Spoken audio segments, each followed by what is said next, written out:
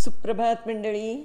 मी नीलिमा पटवर्धन आणि आपण आजपासून नवीन पुस्तक वाचायला सुरुवात करणार आहोत.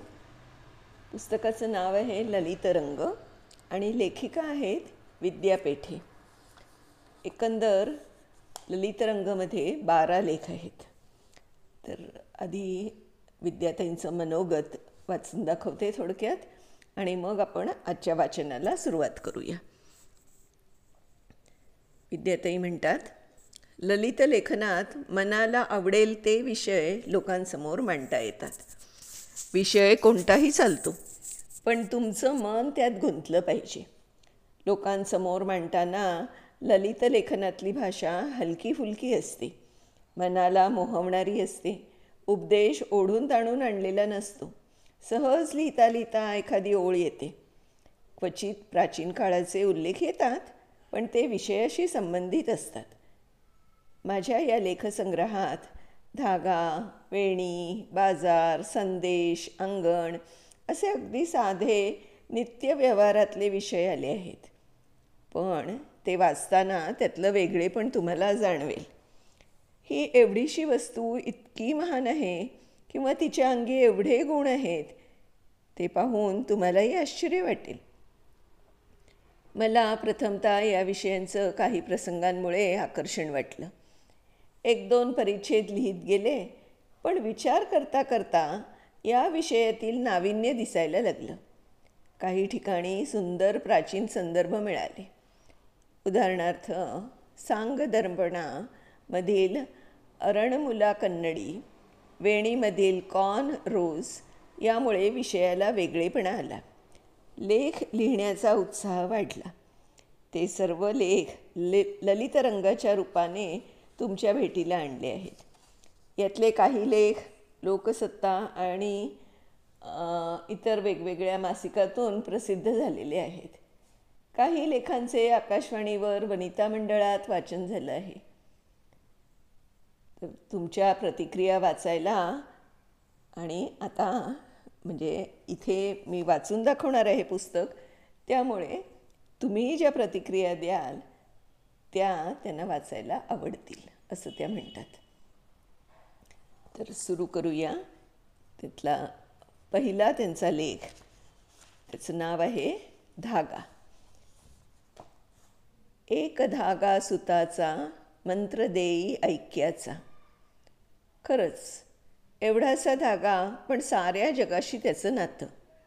धाग्यांनी विणलेले कपडे परिधान करून आपण हे ऐक्य साधलं आहेच, पण त्याही पलीकडे सर्वांच्या अंतरंगातून जोडला गेला आहे एक शाश्वत धागा, मानवतेचा.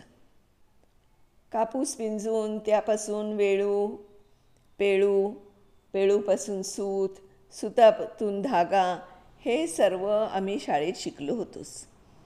पण मी जरा जवळून शिकले, कारण आम्हाला शाळेत सूत कताईचा तास होता. कापसाच्या पेळूपासून टकळीवर सूत कातायचं म्हणजे कोण कसरत. डाव्या हातानं टकळी फिरवायची, त्याचवेळी उजव्या हातानं टकळीच्या टोकाला अडकवलेला पेळू वरच्या दिशेने खेचायचा. एकीकडे टकळी फिरवायची, कारण सुताला पीळ बसला पाहिजे. आणि हे सारं सांभाळताना कधी टकळी आडवी व्हायची तर कधी सूत तुटायचं. पण नंतर सवयीनं हे सारं जमू लागलं. 35 मिनिटांच्या तासात कोणी जास्त सूत कातलं हे बघण्यात मजा येऊ लागली. आम्ही काढलेला धागा गुंडाळून बाईंकडे द्यायचा. हा जाडाभरडा धागा खादी भंडारात जायचा म्हणे. त्याचं काय बनवत असतील ते तो धागाच जाणे. हे धाग्याशी जमलेलं माझं पहिलं नातं, जे नंतर अखंड टिकलं. हाच धागा राखी पौर्णिमेला भावाच्या हातात बांधला की त्याला आपण राखी म्हणतो. लग्नात याच धाग्यात काळे मणी ओवलेलं मंगळसूत्र नववधूच्या गळ्यात शोभून दिसतं.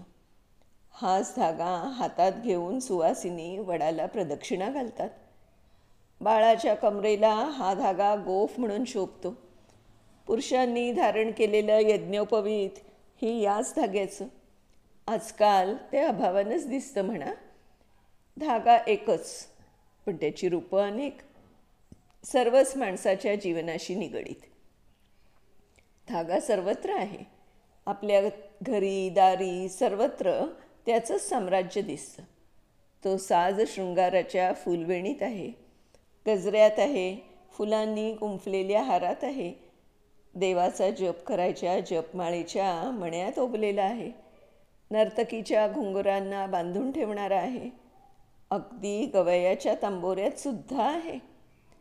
तंबोऱ्याच्या तारांचा नाद घुमण्यासाठी घोडीखालील बारीक रेशमी किंवा साधा लहान दोरा ओवलेला असतो. त्याला जव्हारी म्हणतात. हा धागा तारांचा आवाज खुला आणि मोकळा करतो. धागा कधी एकटा नसतो. त्याच्याबरोबर सुताचे 2-3 तंतू असतात. त्यांना एकत्र आणून पीळ देऊन धागा बनतो. त्यामुळे त्याला बळकटी येतं. लोकरीचा धागा उलगडला तर त्यात तुम्हाला हे 3-4 तंतू दिसतील. म्हणजेच एकमेकात गुंतून राहणं, गुंफून राहणं हा धाग्याचा महत्त्वाचा गुणधर्म आणि तेच त्याचं सामर्थ्य. म्हणूनच आपण आमच्या मैत्रीचा धागा अतूट आहे किंवा आमचं नातं रेशमी धाग्यासारखं आहे असं म्हणतो. कापसाच्या धाग्यापेक्षा रेशमी धागा अधिक मजबूत, चिवट असतो. तुटता तुटत नाही. हाताला वळ पडले तरी तुटत नाही. म्हणूनच नातं रेशमासारखं असावं असं म्हणतात. घट्ट तरीही मृदू, मखमली.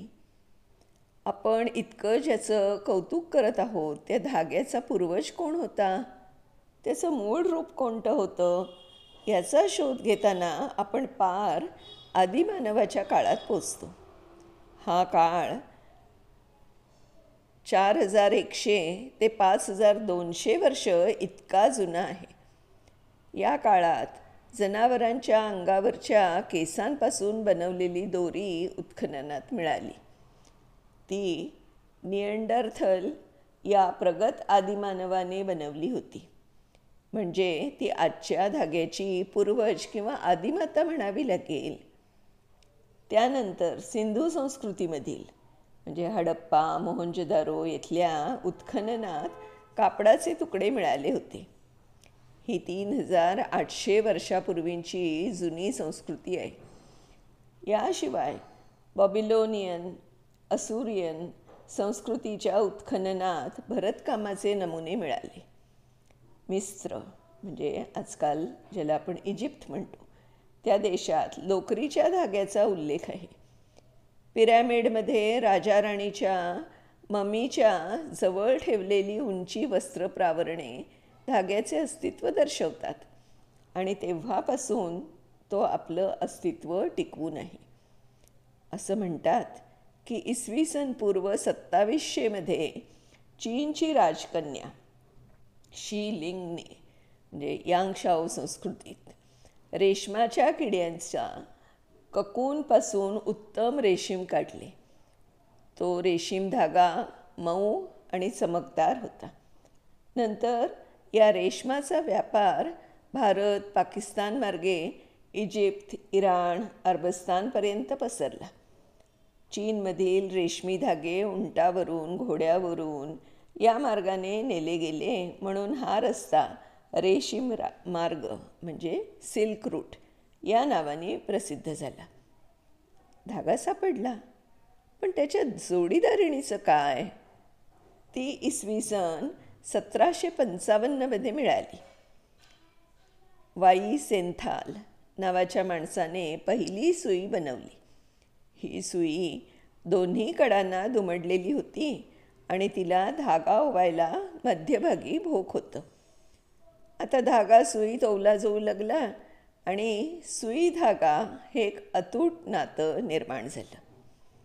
मंडळी, आता या सुई धाग्याचं पुढे काय होणार आहे हे आपण पुढच्या भागात वाचणार आहोत.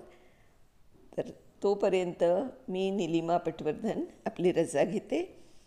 विद्याताईंनी इतक्या छान साध्या धागा या आपल्या रोजच्या व्यवहारातल्या वस्तूबद्दल इतकी सुंदर माहिती दिलेली आहे की अगदी वाचून म्हणजे मी वाचते त्यामुळे मी आणि ऐकून आपण पण नक्कीच थक्क व्हाल याची मला खात्री आहे. तर उद्या भेटूया या कथेच्या पुढच्या भागासह. तोपर्यंत नमस्कार.